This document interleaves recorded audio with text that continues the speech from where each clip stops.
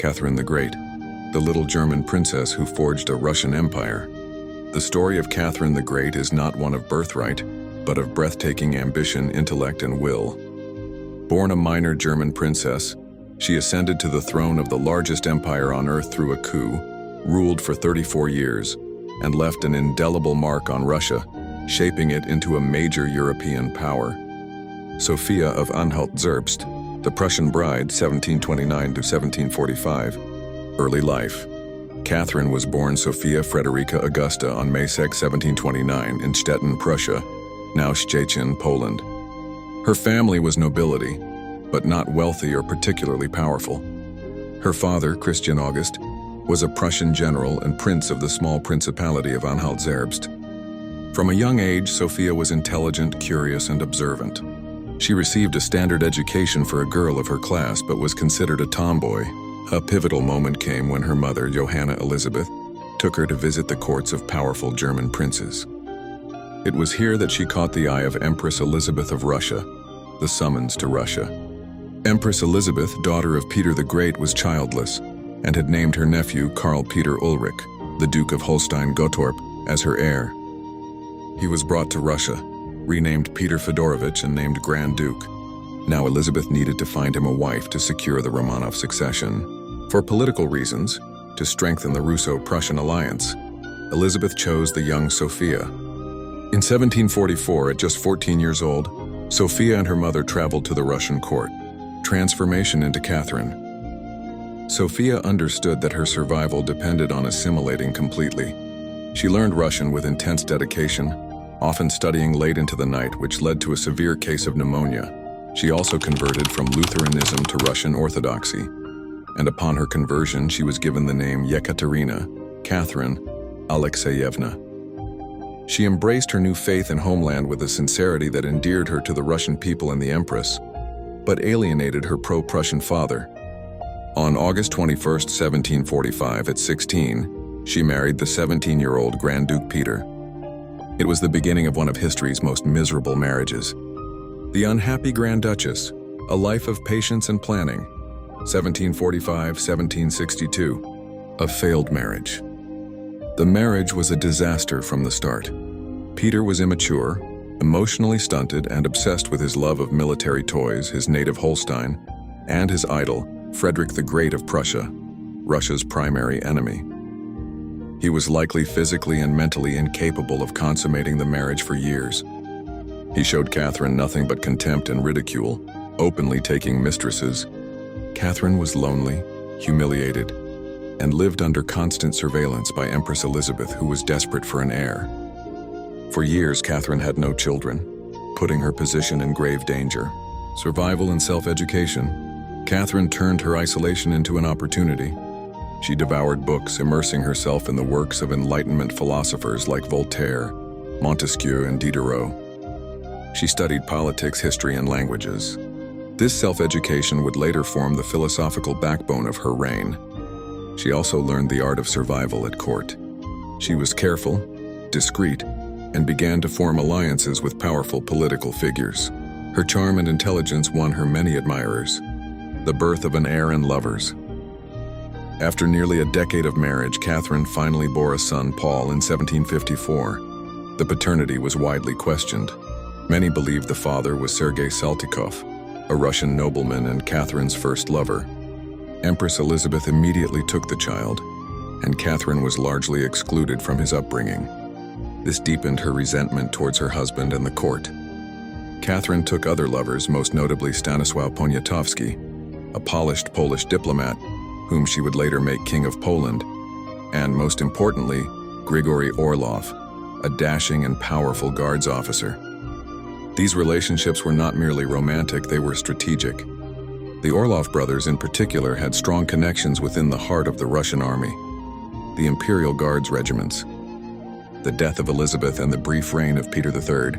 Empress Elizabeth died on January 5, 1762, December 25, 1761, OS. Catherine's husband ascended the throne as Emperor Peter III.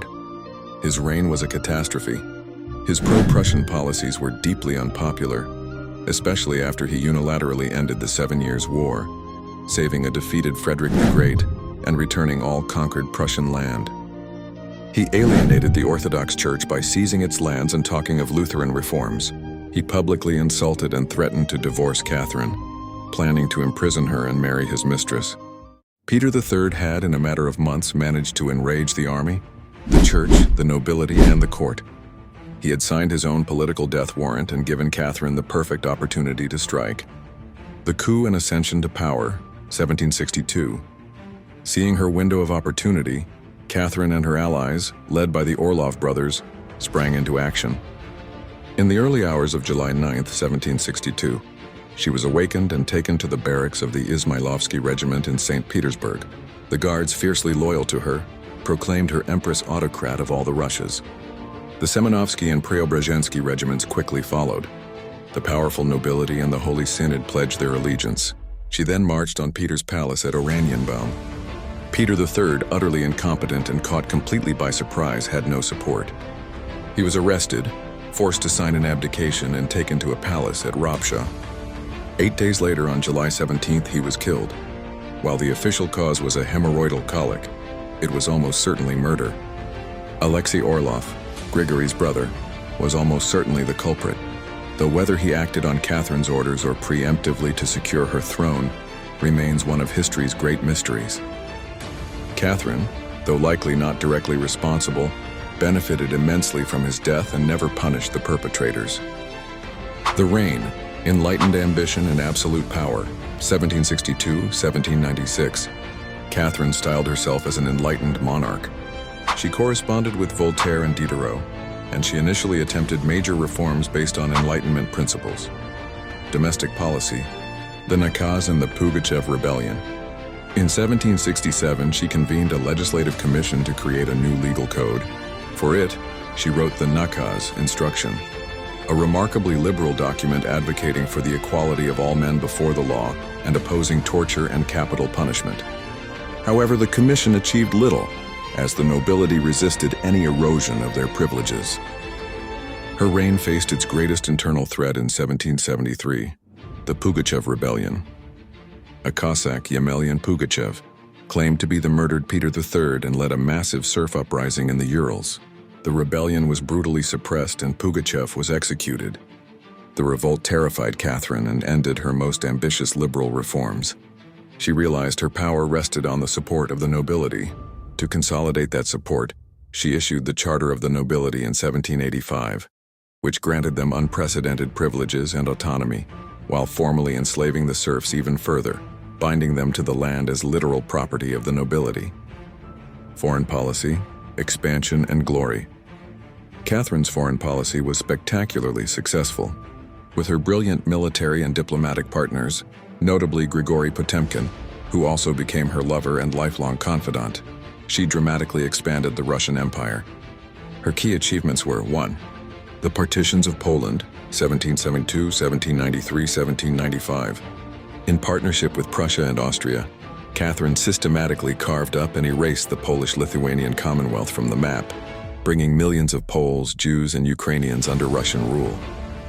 Towards Russo-Turkish wars, she fought 2 successful wars against the Ottoman Empire, 1768, 1774, and 1787, 1792. These victories gave Russia crucial access to the Black Sea, the right to navigate the Bosphorus and the territory of Crimea, which was annexed in 1783. She founded the Black Sea Fleet and built new cities, including Odessa.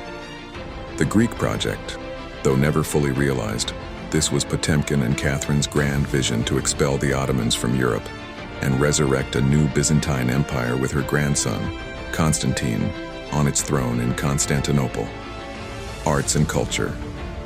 Catherine was a great patron. She amassed an enormous art collection that became the foundation of the Hermitage Museum in St. Petersburg. She founded schools, promoted the ideals of the Enlightenment, though cautiously, and supported writers and artists. However, this tolerance ended with the French Revolution in 1789. Fearing the spread of radical ideas, she censored books, exiled the philosopher Alexander Radishchev, and cracked down on dissent, personal life and legacy of power.